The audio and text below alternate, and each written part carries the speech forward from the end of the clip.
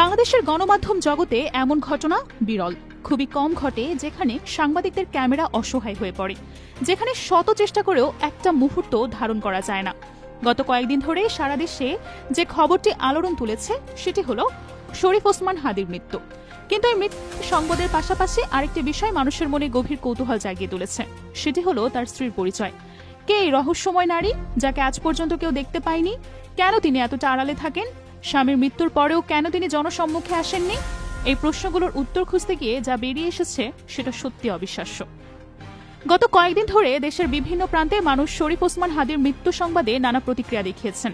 কেউ শোকে মুহ্যমান, কেউ বা স্বস্তির নিঃশ্বাস ফেলেছেন। কিন্তু সবার মনেই একটা প্রশ্ন ঘুরপাক খাচ্ছে, এত বড় একজন ব্যক্তিত্বের স্ত্রী কোথায়? তাকে কেন কোথাও দেখা যাচ্ছে না? সাধারণত এই ধরনের পরিস্থিতিতে পরিবারের সদস্যরা সামনে আসেন, মিডিয়ার মুখোমুখি হন। কিন্তু এখানে দৃশ্যপট সম্পূর্ণ ভিন্ন। যেন এক অদৃশ্য মানুষের কথাই বলা হচ্ছে, যেন তার কোনো অস্তিত্বই নেই। এই রহস্য ভেদ করতে গিয়ে সাংবাদিকরা যা জানতে পারলেন তা এক অনন্য গল্পের জন্ম দিল। হাসপাতালের মর্গে সেদিন ভোর থেকে জমায়েত শুরু হয়।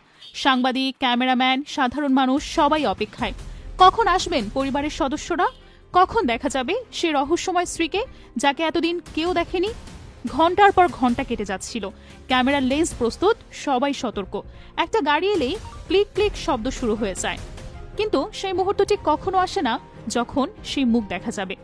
সকাল 9টার দিকে হঠাৎ একটা গাড়ি এসে থামলো হাসপাতালের গেটে। সঙ্গে সঙ্গে পরিবেশ বদলে গেল। হাসপাতালের স্টাফরা যেন আগে থেকেই প্রস্তুত ছিলেন। তারা দ্রুত এগিয়ে গেলেন। সাথে ছিল বিশাল আকারের দুটো চলমান পর্দা। এই পর্দা দেখে সবাই বুঝলো যে এবার কিছু একটা ঘটতে যাচ্ছে। গাড়ির দরজা খোলার আগেই সেই পর্দা দিয়ে গাড়িটিকে সম্পূর্ণভাবে ঘিরে ফেলা হলো। ভেতরে কে আছেন তা দেখার কোনো উপায় রইল না। সাংবাদিকদের কাছে যাওয়ার চেষ্টা করলেন, কিন্তু নিরাপত্তা কর্মীরা কঠোরভাবে সবাইকে দূরে সরিয়ে রাখলেন। কেউ কেউ উঁচু জায়গায় উঠে দেখার চেষ্টা করলেন, কিন্তু সেই পর্দার উচ্চতা এতটাই বেশি ছিল যে কোনোভাবেই ভেতরে দৃষ্টি ফেলা সম্ভব হলো না। এক সাংবাদিক জানালেন যে তিনি 15 বছর ধরে পেশায় আছেন, কিন্তু এমন দৃশ্য কখনোই দেখেননি। সাধারণ মানুষ প্রচার চায়, ক্যামেরার সামনে আসতে চায়, কিন্তু এখানে উল্টো চিত্র। এখানে আড়াল চাওয়া হচ্ছে, এবং সে আড়াল এতটাই নিখুঁত যে একটা ছায়াও ধরা পড়ছে না। পর্দার আড়ালে কি হচ্ছিল সেটা জানার কোনো উপায় নেই। শুধু অনুমান করা যাচ্ছিল যে ভেতরে কেউ একজন গাড়ি থেকে নামছেন, তারপর ধীরে ধীরে মর্গের দিকে এগিয়ে যাচ্ছেন। সেই চলমান পর্দা তার সাথে সাথেই চলছে, যেন একটা চলন্ত দেয়াল, যেন একটা অদৃশ্য দুর্গ। কেউ ভেতরে ঢুকতে পারছে না, কেউ বাহির থেকে দেখতেও পারছে না। হাসপাতালের ভেতরে যারা ছিলেন তাদের কাছ থেকে পরে কিছু তথ্য জানা যায়। তারা বলেছেন যে মর্গে প্রবেশের আগে সেখানকার সব পুরুষ স্টাফদের বাইরে যেতে বলা হয়।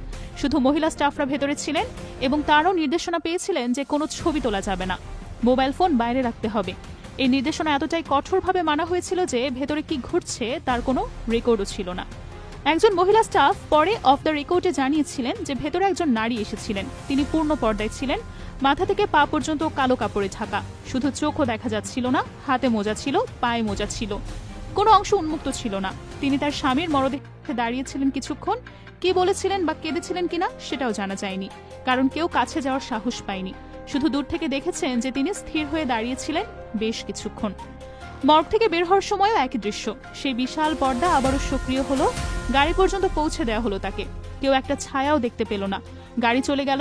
সাংবাদিকরা হতবাক হয়ে দাঁড়িয়ে রইলেন। এত প্রস্তুতি নিয়ে এসেছিলেন, কিন্তু একটা ফ্রেমও পেলেন না।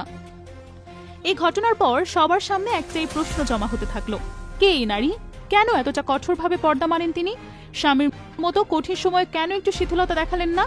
এই প্রশ্নের উত্তর খুঁজতে গিয়ে অনেক তথ্য বেরিয়ে আসে। জানা যায় যে শরীফ ওসমান হাদী 2020 সালে বিয়ে করেছিলেন। তার স্ত্রীর নাম